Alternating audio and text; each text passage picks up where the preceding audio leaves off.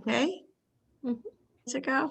Okay, good evening, everybody. Happy Hanukkah, and welcome to our fourth author of the Meet the Authors series at Temple B'nai Or, sponsored by the Jewish Book Council. I'm Enid Edelson. I'm so happy to see all of you here tonight. A lot of new faces, which is great. All right, the question is, are video games bad for us? It's the question on everyone's mind, given teenagers' captive attention to video games and the media's tendency to use them as scapegoats. And now, during these months home, long days and long nights of dealing with COVID, perhaps some of us have seen an increase in their use. Our speaker tonight is Dr. Alexander Kriss, author of The Gaming Mind. This is his book. If you're not familiar with it, it is wonderful.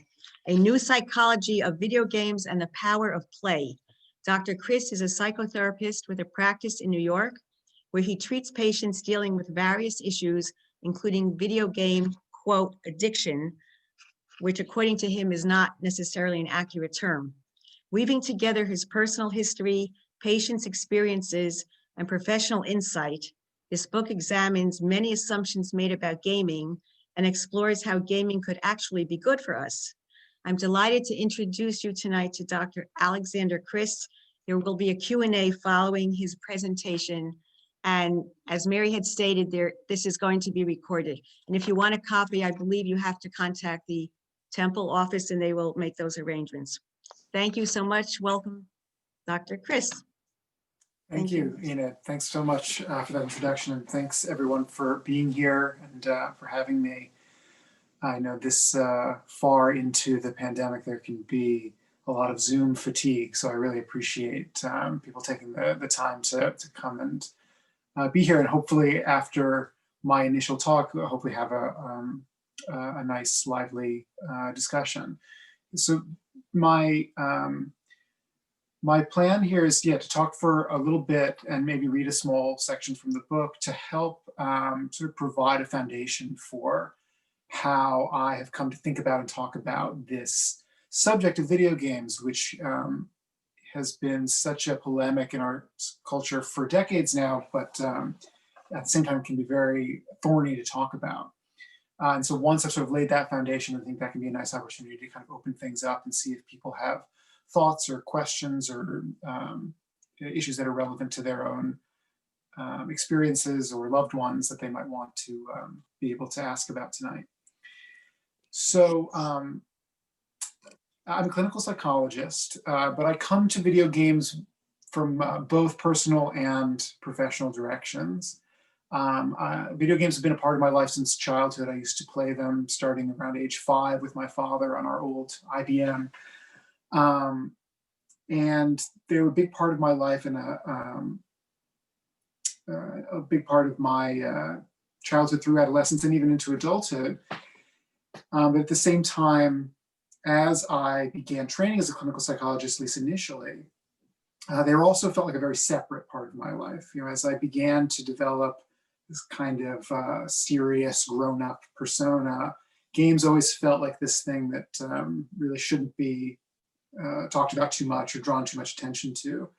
And I felt that way for a long time until late in my training and towards the start of my own private practice. I really came to feel that, became very aware of how much shame and stigma can exist around people who play games, even amongst people in my profession who are, ostensibly in the business of trying to understand people and understand why we do the things that we do. Gaming can carry this very unique cloud of something that's inappropriate or not to be taken seriously. And I think my experience and journey sort of trying to think about games more psychologically in some ways mirrors games' place in our culture in general. It's always held a strange place, right? Because on the one hand, video games are ubiquitous, right? They're everywhere. Anyone who has a device capable of logging into this meeting has a device capable of playing games. And as Enid suggested during her introduction, video games are an industry where so many have suffered during the pandemic. There is actually, done incredibly well and increased in a lot of sectors. Then on the other hand, despite this popularity, games are also incredibly stigmatized, right? And so even as they are more and more a part of our daily life and more people play them, we all still carry with us this idea that they're bad, right? And it feels like just the idea that video games are unhealthy or bad for us just feels like a thing that we know. Even though it's not necessarily clear if we stop and think about it, how it is exactly we came to know that. And the answer to that, which I go into in more depth in the book, is a fairly long and involved campaign that started really around the turn of the millennium to frame games as a cause of social ills, particularly around issues to do with school shootings and mass shootings in general. And being something that was sort of not very well understood, not very well studied, and really popular among young people, games got branded as something corruptive and dangerous. And even though ultimately the science did not bear out that hypothesis that games are dangerous and cause violence, there really was never an alternate explanation or discussion that took its place. So we're now 20 years on from Columbine, and science doesn't support the idea that video games are bad for us, but there isn't really much else to sort of dictate the conversation. And that's really what I hoped the book could accomplish, is giving us a new framework, a new way to talk about video games that treats them not just as something to be afraid of, but something to understand. And actually, by extension, giving us a window into how to understand the people who play them. So let me actually read at this point just a bit from the book. This is from an early chapter talking about this very issue, right? Which is the challenge of talking about games in the face of so many years of such a particular rigid stigma, and being to think about how to break through that and how to think about them differently. So, say your favorite book is The Once and Future King by T.H. White, which would be a good choice. Its humor and humanity forever altered the way you think about the power of old stories to inform contemporary problems. Perhaps you first read the novel during a difficult time in your life, and its worn pages still bring you comfort in times of need. Now imagine trying to explain your relationship with The Once and Future King to a person who has never read a book before, indeed has made a point of avoiding even reading about books. He's heard they can be addictive and are meant only for children, and then mumbles something about being pretty sure that scientists identified books as a cause of adolescent delinquency. His singular point of contact, he tells you, occurred 2 years ago when he briefly leafed through a copy of something called Web Design for Dummies after a coworker, whom everyone knew to be a bit of a weirdo, left it lying around. He says he found the text indecipherable and felt vindicated in his decision to avoid the medium altogether. You can picture the skepticism on his face when you say that White's Arthurian epic changed your life. Abandon hope of any nuanced discussion surrounding theme, prose style, or why the work speaks to your lived experience. This person lacks the basic context with which to understand what a book has the potential to be. He's shocked to learn, for instance, that The Once and Future King is structured as a narrative, having assumed every book, like the one he scorned a couple of years back, to be a compilation of how-to bullet points. The idea that a book can center around people, places, and events that do not exist in the real world, or that authors often have creative aspirations beyond instructing readers on how to build a homepage, equally astonishes. This is how it can feel to try to talk about video games with those who have little experience with them. There's a fundamental semantic gap, a dearth of shared vocabulary between those who play and those who don't. Lack of exposure is only part of the problem, though, as that lack is rarely coincidental. Like our book poor friend above, many people deliberately avoid games due to an omnipresent stigma that has spread in mainstream discourse for decades. Games are considered to be fringe, unhealthy, dangerous. Since the late 1990s, they have been at the center of fiery political debates about the causes of mass violence. And despite a consistent lack of evidence to support such a connection, public perception has been undeniably impacted. At best, games are seen to have the power to frivolously distract, at worst, to corrupt and disfigure. Games are difficult to explain to others because so much of their meaning exists within the bubble of time and space shared only between a player and game. Stripped of this context, the game can seem inscrutable. To wit, perhaps the best known franchise in the medium's history centers around an Italian plumber striving to rescue a princess from turtle monsters with the aid of magic mushrooms. From this vantage point, the idea that Mario, who was first seen in 1981's Donkey Kong and has appeared since in over 200 different titles, has persisted as a cultural icon for nearly 4 decades, can only strike one as being absurd. Now, as I began to consider how to think about games from the perspective of a clinical psychologist, who assumes meaning behind the thoughts, feelings, and behaviors of others, however trivial they may appear at first glance, I realized that my profession has a similar stigma for people unfamiliar with it.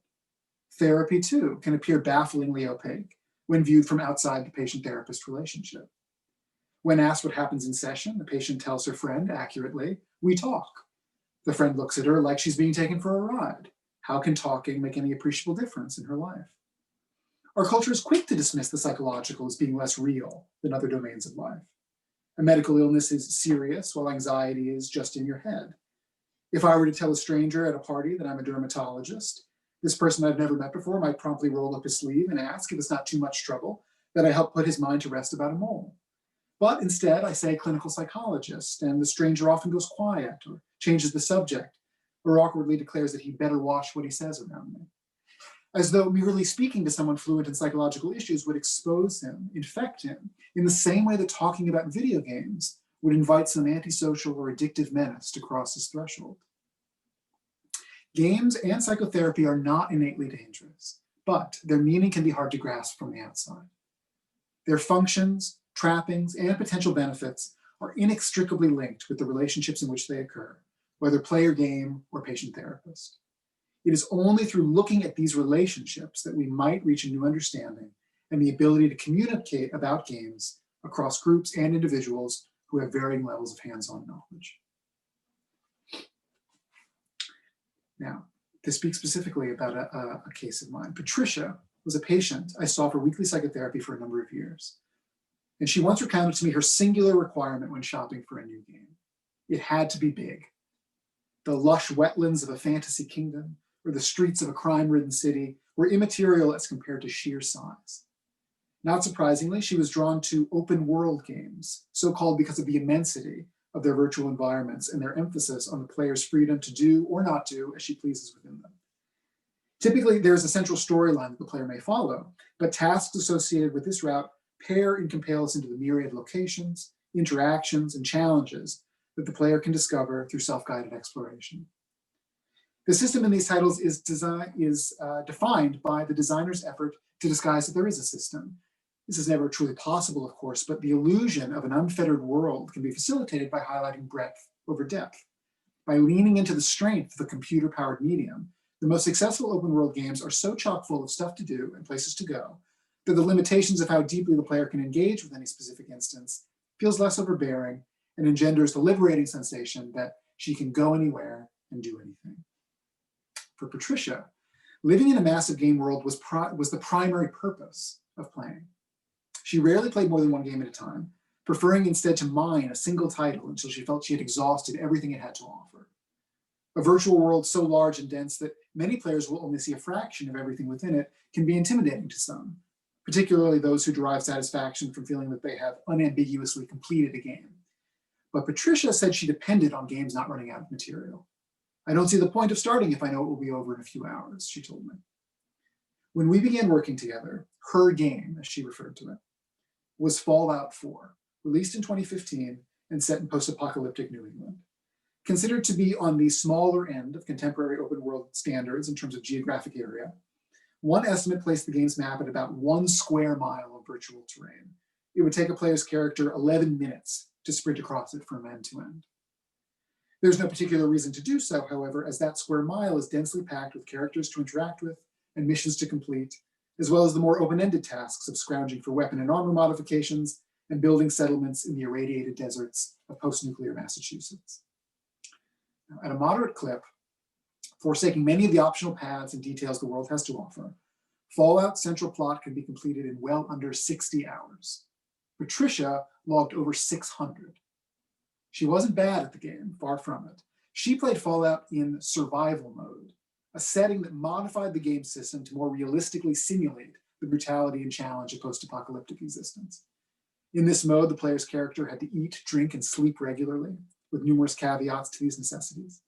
Sleeping less than 7 in-game hours at a stretch yielded limited benefit. The unsanitary overuse of a single mattress could lead to illness. Food had to be consumed regularly, but if the player's character ever resorted to cannibalism to fulfill this requirement, no other food source would satisfy her moving forward. Fast travel, a feature that allowed the player to instantly teleport to locations she'd previously visited, was disabled in this mode. The basic act of navigating the game world became a slow, considered process. In brief, survival mode made Fallout much, much harder, and surely from some players' points of view, renders it an unplayable slog. But Patricia relished the opportunity to live more authentically inside the game, which felt even bigger for all the extra work survival mode demanded from her to move about and stay alive. Patricia deliberately avoided Fallout's main storyline, and the basic concerns of food, water, and shelter provided endless justification to eschew completing the game in favor of prolonging her time in the game world. What could she possibly be doing in there for so many hours? A social worker by training, Patricia mostly did not binge on Fallout. Her job as a claims supervisor for a local insurance company, as well as obligations caring for her ill mother, absorbed too much of a given day to allow for extended play sessions.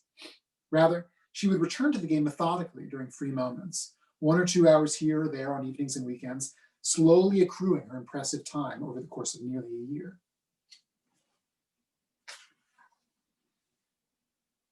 Another aspect of the game that was central to Patricia's experience.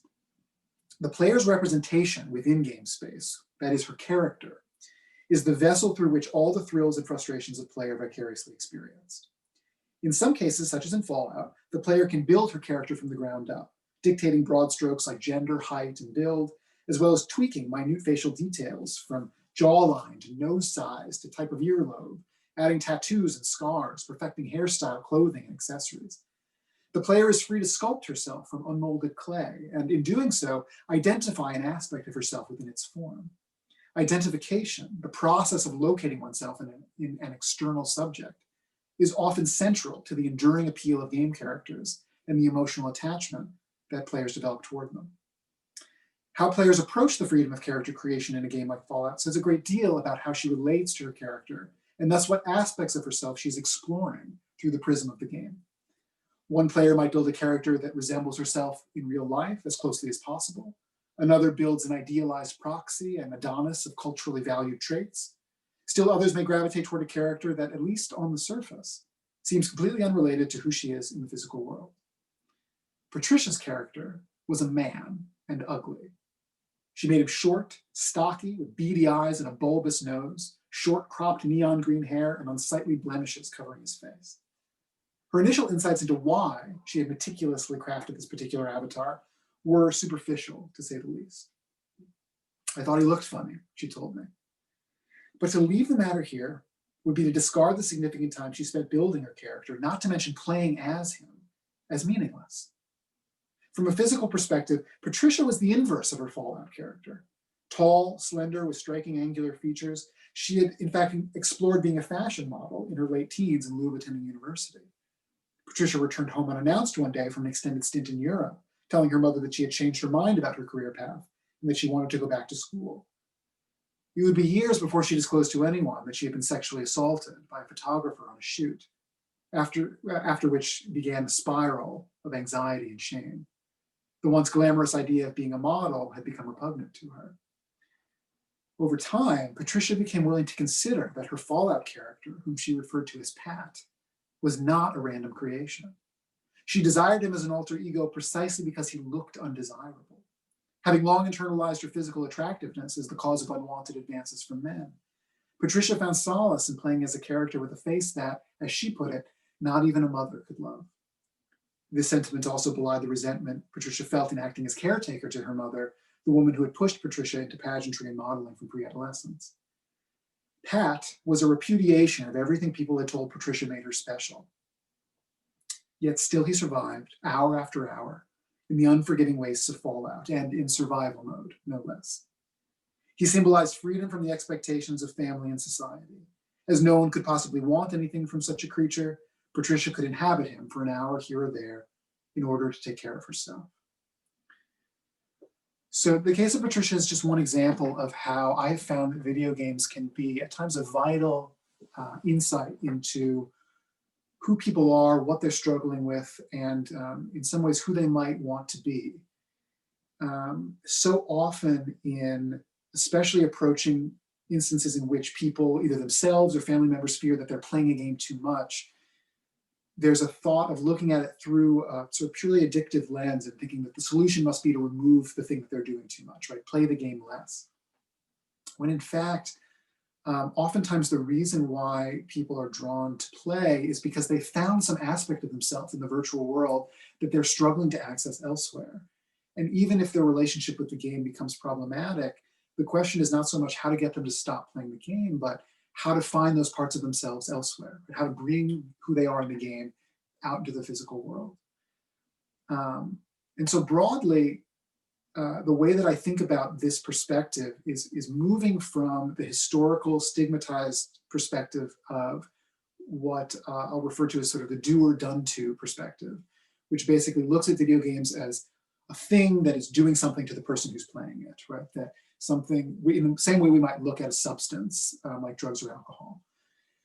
And what that has done over time is it's really limited our inquiries into what video games are, why they're a big part of our culture, and how they are a part of our lives, to these very closed-ended questions of, what are video games doing to us? Do they make you violent? Do they make you addicted? Do they turn you antisocial? Are they harmful to our children?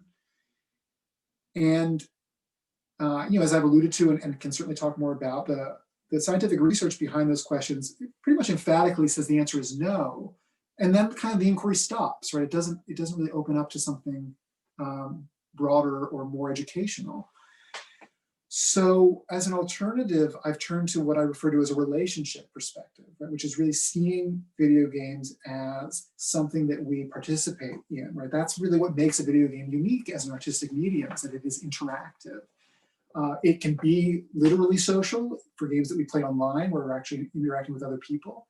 But even games that don't have that component, we are engaging with them, we're behaving with them. And so rather than just asking what is the game doing to us, we want to ask more open-ended questions about that relationship, right? Because like all relationships, it can range from healthy and supportive to toxic and codependent. So the three fundamental questions that I like to ask are, first of all, what does somebody play? We saw in the case of Patricia that she had some very particular interests and things that she gravitated towards that spoke to the needs she was looking to fill through play. Why do they play, or what is their sort of conscious understanding of what they like about it and why gaming is meaningful to them? And really importantly, and I think often overlooked, is the question of how does somebody play, right? When we look at Patricia, we see that finding the meaning and the significance behind her play really required that we look in a more granular way at how she was engaging with the game, right? Playing as this particular character, playing on this incredibly difficult setting. Without that perspective, without taking those components of her play seriously, the meaning of it would have been lost. And a really valuable window into who she is, for me as her therapist, but also ultimately for her in understanding herself, would have been lost. So that's sort of just a primer, I guess, into how I tend to think about these things and sometimes work with patients who play games. And Patricia's a good example of, some patients I see are dealing with problems related to games that they feel they want to address. But many people that I work with, gaming comes up as just a part of their life, something that they do sometimes. It is so ubiquitous. A factoid that I haven't yet mentioned, but I often like to, just to help us reorient ourselves from the stereotypes we might hold in our mind, is that data from this past year, from 2020, from a trade group that sort of collects information about gaming demographics, suggests that, first of all, a tremendous number of people play games. 264 million Americans endorse playing games. And more adult women endorse playing games than boys under the age of 18. Right? So this idea that we have that gaming is for teenage boys is really outdated. And it's part of the reason why I really feel it's so important that we have a new framework that accepts how wide-reaching and diverse this medium is, and what a big part of our culture it is at this point. So great, so we're just now hitting 8 o'clock, so I think this would maybe be a great time, if that makes sense to you, to open up to any questions or thoughts people have. Sure. If you have a question, I'll call on you and then you can go ahead. Just wave your hand. I'm curious, Dr. Kriss, are you in the minority still of these beliefs? Are people more and more on board with your beliefs about gaming?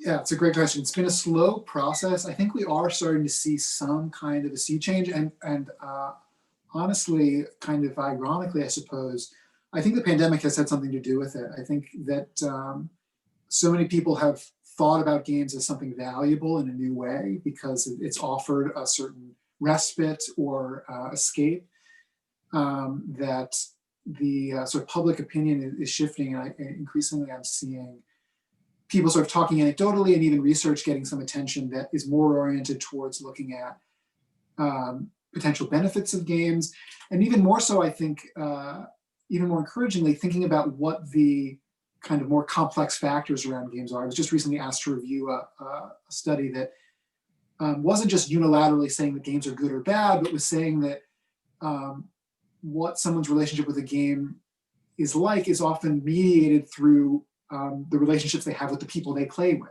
right? So that if somebody has a very aggressive or competitive relationship with their friends, that aggression can really display itself in the games they play and how they play. If someone has a more cooperative, supportive relationship with peers, that's reflected in how they play. So starting to see this as something more nuanced and not so black and white. Mary. Mary, you're muted. Yeah, thank you. Okay. So I guess an observation and a question. So we wouldn't criticize children. We actually don't criticize children when they immerse themselves in fiction. Right? So when somebody, my children were both are voracious readers, and would spend hundreds of hours reading and immersing themselves in fantasy worlds. And yet I had never really thought, neither of them are gamers, but I had never really thought about immersion in gaming as maybe psychologically the same experience as immersing yourself in, dozens of books, whether it's Harry Potter or Game of Thrones or the many other fantasy worlds that they live in. And the other thing, it was just an observation, and maybe you could expand upon it, is, with small children, play is how they often work out emotional stress, right? To express themselves through play, right? And we encourage that, right? To allow children to play and to express what they're feeling, right? And so, but there comes a point, I guess, in society where it's expected that that's not the way you express yourself any longer. But it seems like this is sort of a natural extension of something that you do very naturally as a child, both in reading and in expressing how you're feeling. Yeah. So yeah, I mean, both very astute points, right? To the first point of, games versus something that is more sort of culturally accepted, like reading in young people. A couple things. So, first of all, I think there is a unique aspect to gaming, which actually speaks to your second point, right? Which is that it is interactive in this particular way, right? That it's not just consuming literature or film, but actually there being some kind of back and forth happening, which I think can be really a unique and beneficial aspect of it, but I think can also be part of people's trepidation around it. Because I've really found that there are sort of two ways to understand, two components to understand why there can be such a different attitude towards games, in addition to just sort of us being inundated by messaging that they're bad or dangerous or cause violence. One of them is, I think, a not unfamiliar sort of generational component, where sort of if a new medium comes in that a parent's generation is less familiar with, there is a tendency to regard it with some suspicion. We've seen that, in generations past with television, with comic books, So video games fit into that mold. They are relatively new as a medium, sort of really coming into their commercial self in the 80s, or maybe 70s in the form of arcades.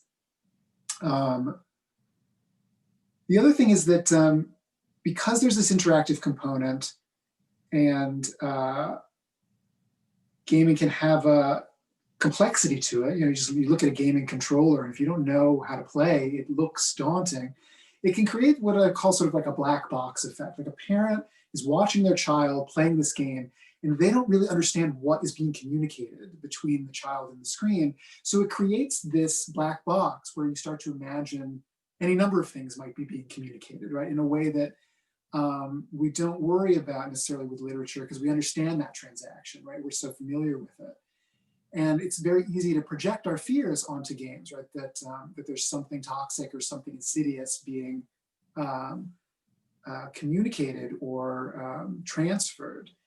And it's one of the main reasons why I advocate in talking to parents is in terms of how to navigate game playing with their children, is to talk more about it, right? To sort of create a vocabulary and understanding, to make it less mysterious, less opaque, and start to see what the child actually is doing in the game and why they're doing it and what they like about it.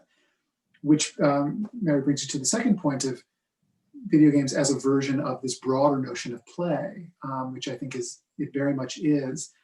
I think about play largely stemming off of the work of a mid-20th century psychoanalyst named Donald Winnicott, who was also a pediatrician, who really talked about play as being this space in between fantasy and reality, right? It's when two or more people come together and they share a bit of what's inside of them while also taking a bit of what's inside of other people, and sort of entering into this temporary fantasied space, right? So when two children come together and one of them says, I'm the knight, and the other one says, I'm the dragon, right? They are both bringing some aspect of their own imagination, but also playing off of the other person's, right? And the play, as you suggested, can really be an important way for children to try on different roles and different emotions, right?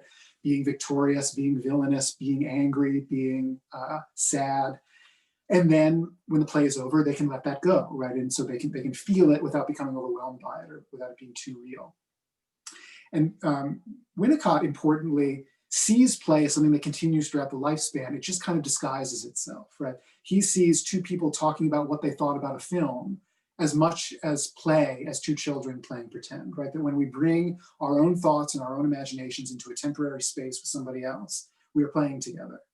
And it's just that sort of how we do that and what is developmentally appropriate and what is socially accepted shifts over time. And I think that video games have had a bit of an uphill battle being seen as something that is socially acceptable, especially beyond childhood. But I think that they can offer that, and that especially in recent years, the content of games have grown incredibly sophisticated. And some games really are thoughtful and poetic in their subject matter, and they're not just frivolous popcorn. But it's hard to know that if it's a medium that is unfamiliar to you, right? Because it's also can be a very intimidating thing to dip one's toes into. Okay, other questions? Beth. I think Stacy had her hand up also, Enid. Oh, okay. Stacy? Thanks. First of all, I just want to say thanks for this perspective. It's kind of what I was hoping to get from it. I have 3 kids, all who love video games, 2 middle school boys who really love them. And, inside of the pandemic, it's I've seen it as their way to relate to their friends. And so that's the good thing about it. But I wonder if you would talk a little bit just about limits. And specifically, my middle son, his friends, when they do come over, then they'll want to play video games together. And so I allow it when they're not with their friends and they're, they're playing and I hear they're talking and the conversations are about everything. So in that way, like everything you're saying is true, but should there be limits as far as like when they're together? Should we say no video games? Like, could you just talk a little bit about, kind of how to make that work in the space we're in right now even? Yeah, absolutely. I mean, I think that, there are different kind of levels of limits, right? Obviously, there's sort of one categorical area where it really feels like game playing might be interfering with, one's ability to sort of get the things that they need to get done. If it's taking away from social interaction, getting away of homework, things like that, right? That's sort of one category. Then there's this sort of more nebulous category that it sounds like you're grappling with, which is, it's not necessarily an overt problem, but there's just the question of like, is there such thing as too much? And like, does there need to be sort of time set aside for other kinds of play, other kinds of being with one's friends? Which I think there isn't like a hard and fast answer to, and it is something to be talked about and explored within a family. And I think that ultimately what is, I think, most crucial to limit setting that I've found has to do with parents, finding within themselves and demonstrating, with their children, an understanding of the value of video games, right? Sort of essentially coming at it from a point of view of understanding and rather than as it being something combative, right? I think so often what parents run into is that, and the language they'll use to talk to me about it, right, is like they're at war with the game. Every night's a battle, right? It's this very, and children, of course, being as perceptive as they are, they feel that. They feel that it's a tug of war, and they're on one side, parents on the other, and the game is in the middle.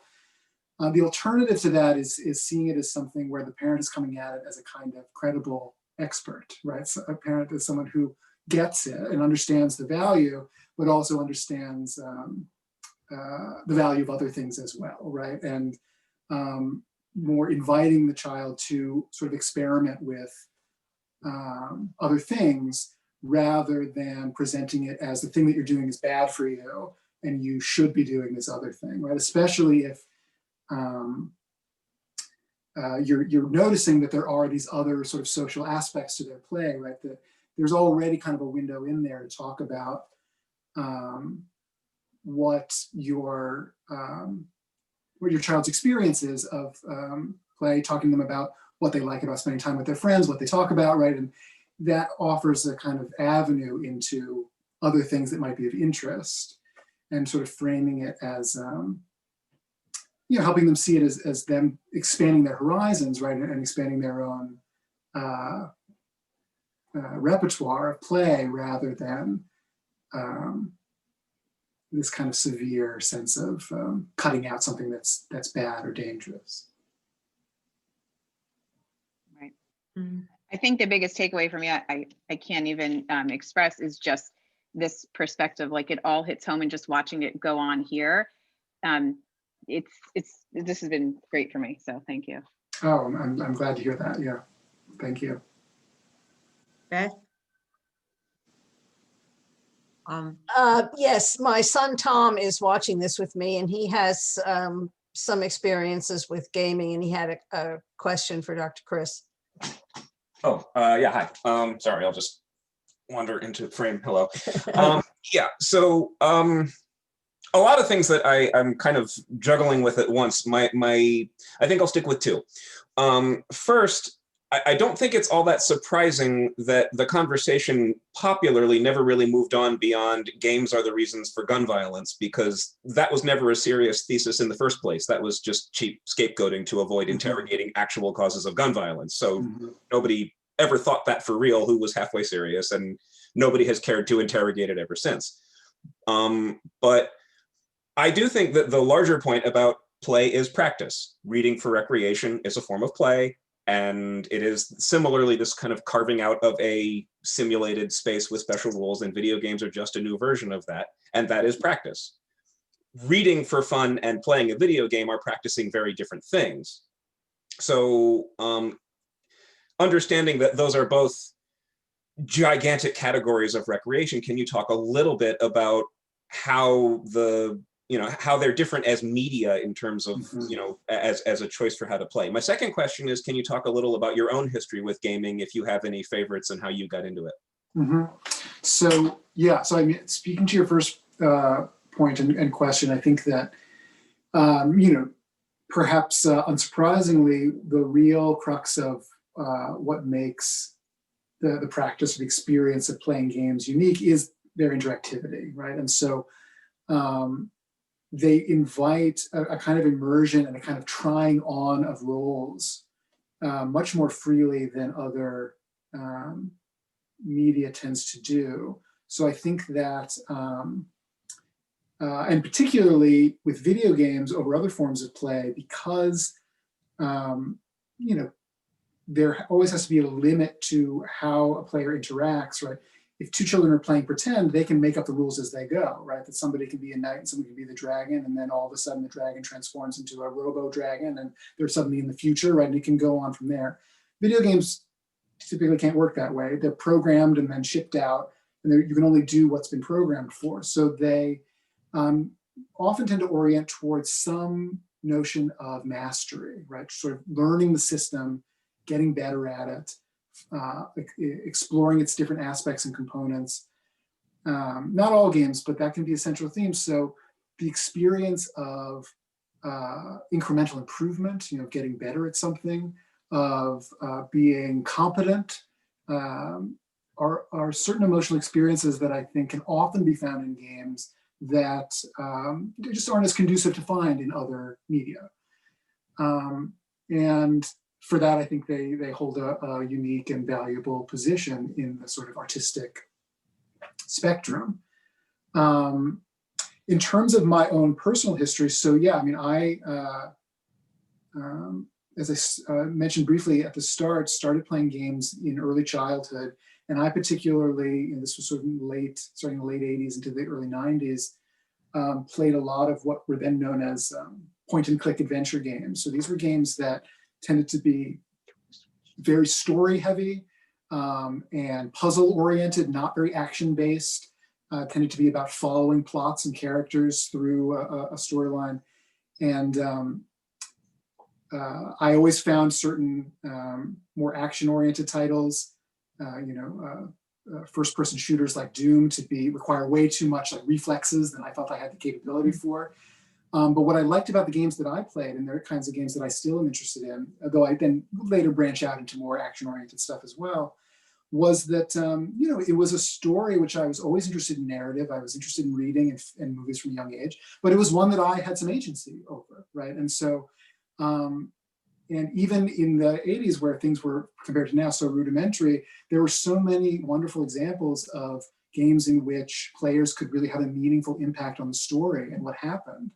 And especially as a child, having the sense that my decisions mattered was revelatory, right? As soon as I got kind of a taste of that, it really stuck, even though, as I spoke of earlier, it took many years for me to really appreciate what a central part of my psychological development they played, and really learning to take them seriously has been much more a part of my professional development. But yeah, they were, for me, they were a big part of who I was from the start. Any other questions? Arlene.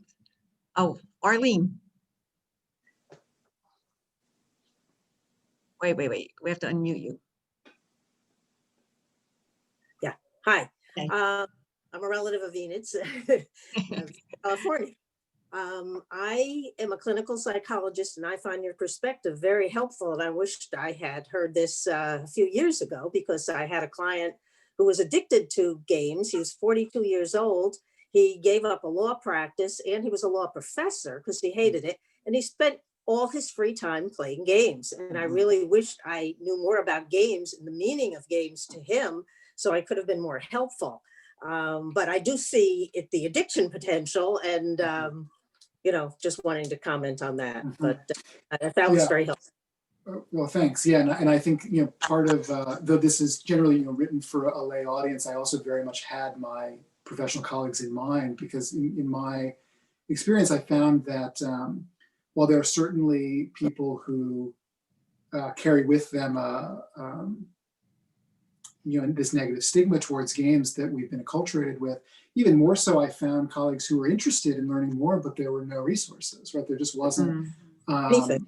Yeah, and so it's such a gap in, especially as, again, it becomes such a ubiquitous part of people's lives. And yeah, I think there's a chapter in the book specifically about addiction, and my perspective on that is essentially to see it as, in the way I've been talking about it, is something to try to find sort of the meaning behind the compulsion to play, right? Rather than regarding a game just as like a substance that infects the body, right? And so, because there are cases like you describe, absolutely, right? People who are in some kind of they're suffering greatly and in some kind of downward spiral, and games are a central part. And the question is how to understand that, because as is often the case with other addictions too, simply taking out the thing doesn't necessarily solve their problems, right? The idea is that they're getting something out of the game, but it's obviously not enough, right? They need more to help them better get a grapple on whatever suffering they're going through. Yeah. All right, thank you. Yeah, thank you. Karen, can you unmute? Thanks. Hi. So about 2 years ago, there was a presenter at the Jewish Education Project in Manhattan, and his whole book was about the addictive qualities in software that's being created to increase the addiction. I find it very interesting. That's pre-pandemic. Now we're in the throes of the pandemic, and everything that we thought about being negative for children with regard to technology is the one tool that we embrace and need in order to connect, and it's a different form altogether. And I just find it really interesting that this take on using games to understand the player better is fascinating. So thank you for opening my eyes to a different perspective. Oh, you're very welcome. I'm and I think I know the book you're referring to, though its name and author escape me.